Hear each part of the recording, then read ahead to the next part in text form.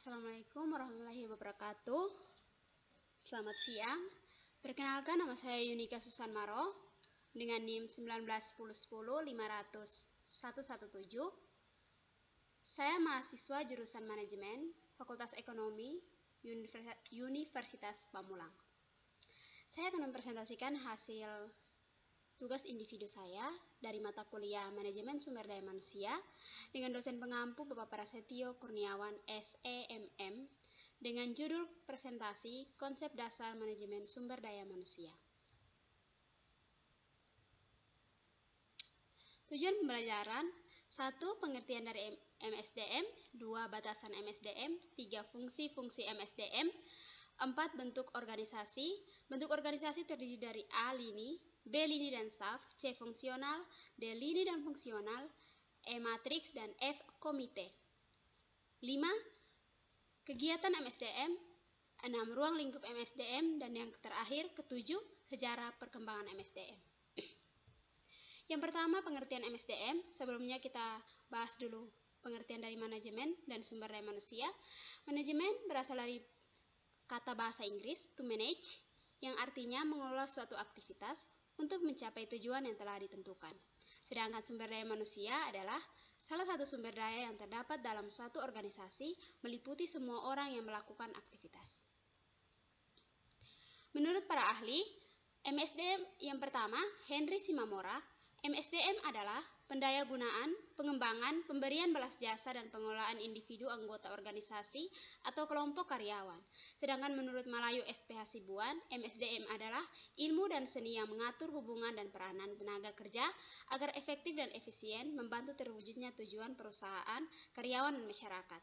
Dari dua pengertian di atas dapat disimpulkan bahwa MSDM adalah ilmu dan seni yang mempelajari tentang perencanaan, pengembangan, dan pengelolaan masalah tenaga kerja dan untuk mewujudkan tujuan perusahaan, karyawan, dan masyarakat. Batasan MSDM: 1. Adanya suatu organisasi atau lembaga perusahaan. Yang kedua, organisasi tersebut mempunyai tujuan tertentu yang sudah ditetapkan terlebih dahulu. Yang ketiga, perlunya peraturan orang-orang yang bekerja sama dalam mencapai tujuan yang telah ditetapkan terlebih dahulu. Yang keempat, dalam organisasi tersebut bekerja sekelompok orang sebagai tenaga kerja. Fungsi-fungsi MSDM: yang pertama, perencanaan. Perencanaan adalah merencanakan tenaga kerja secara efektif serta efisien agar sesuai dengan kebutuhan perusahaan dalam membantu terwujudnya impian atau tujuan. Yang kedua, pengorganisasian adalah kegiatan untuk mengorganisasi semua karyawan dengan menetapkan pembagian kerja, hubungan kerja, delegasi wewenang, integrasi, dan koordinasi dalam bagian organisasi. Yang berikutnya, pengarahan. Pengarahan adalah kegiatan mengarahkan semua karyawan agar mau bekerja sama dan bekerja efektif serta efisien dalam membantu tercapainya tujuan perusahaan, karyawan, dan masyarakat. Yang berikutnya, pengendalian adalah kegiatan mengendalikan semua karyawan agar mentaati peraturan-peraturan perusahaan dan bekerja sesuai dengan rencana. Yang berikutnya, pengadaan adalah proses penarikan, seleksi, penempatan, orientasi, dan induksi yang mendapatkan karyawan yang sesuai dengan kebutuhan perusahaan. Berikutnya, pengembangan. Pengembangan adalah proses peningkatan keterampilan teknis, teoritis, konseptual, dan moral karyawan melalui pendidikan dan pelatihan. Yang berikutnya, kompensasi adalah pemberian balas jasa langsung dan tidak langsung, yaitu berupa uang atau barang kepada karyawan sebagai imbalan jasa yang diberikan kepada perusahaan. Prinsip dari kompensasi ini adalah adil dan layak. Berikutnya, pengintegrasian adalah kegiatan untuk mempersatukan kepentingan perusahaan dan kebutuhan karyawan agar tercipta kerjasama yang serasi dan saling menguntungkan. Yang berikutnya, pemeliharaan adalah kegiatan untuk memelihara atau meningkatkan kondisi fisik, mental, dan loyalitas karyawan agar mereka tetap mau bekerja sama sampai pensiun. Yang berikutnya, kedisiplinan adalah keinginan dan kesadaran untuk mentaati peraturan-peraturan perusahaan dan norma-norma sosial. Yang berikutnya, pemberhentian adalah putusnya hubungan kerja seseorang dari suatu perusahaan. Bentuk organisasi yang pertama lini adalah suatu bentuk organisasi di mana pelimpahan wewenang langsung secara vertikal dan sepenuhnya dari kepemimpinan terhadap bawahannya. Yang kedua, lini dan staf adalah pelimpahan wewenang dalam organisasi ini berlangsung secara vertikal dari seorang atasan pimpinan hingga pimpinan di bawahnya. Yang ketiga adalah fungsional. Fungsional adalah bentuk organisasi di mana kekuasaan pimpinan dilimpahkan kepada para pejabat yang memimpin satuan di bawahnya dalam satuan bidang pekerjaan tertentu. Yang keempat, lini dan fungsional adalah organisasi yang masing-masing anggota mempunyai wewenang yang sama dan pimpinannya kolektif.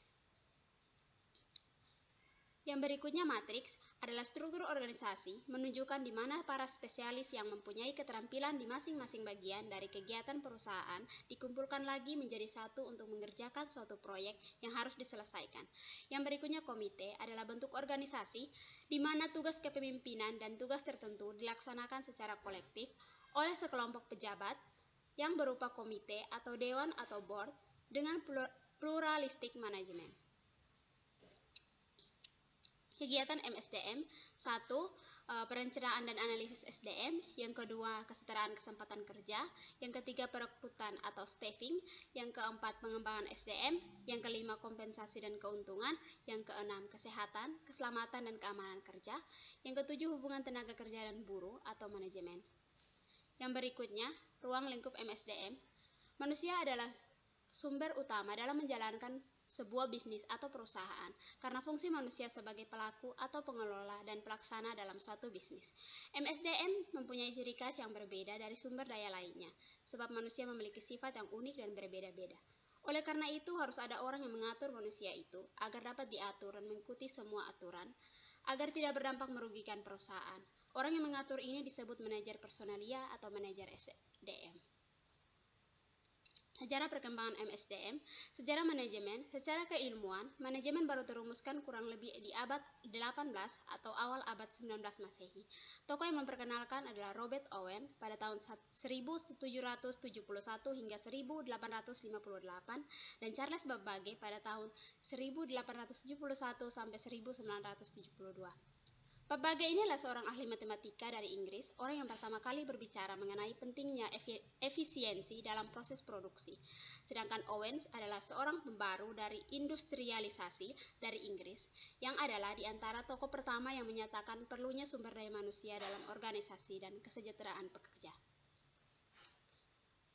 Kesimpulan, MSDM didefinisikan sebagai strategi dalam menerapkan fungsi-fungsi manajemen dan setiap fungsi operasional SDM yang ditujukan untuk peningkatan kontribusi terhadap pencapaian tujuan organisasi secara lebih efektif dan efisien.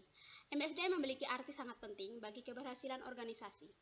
Pengelolaan SDM juga sangat penting, di mana pengelolaan SDM tidak hanya menjadi tanggung jawab Departemen SDM saja, tetapi juga seluruh manajer dan karyawan dalam bentuk kemitraan. Terima kasih. Assalamualaikum warahmatullahi wabarakatuh. Selamat siang.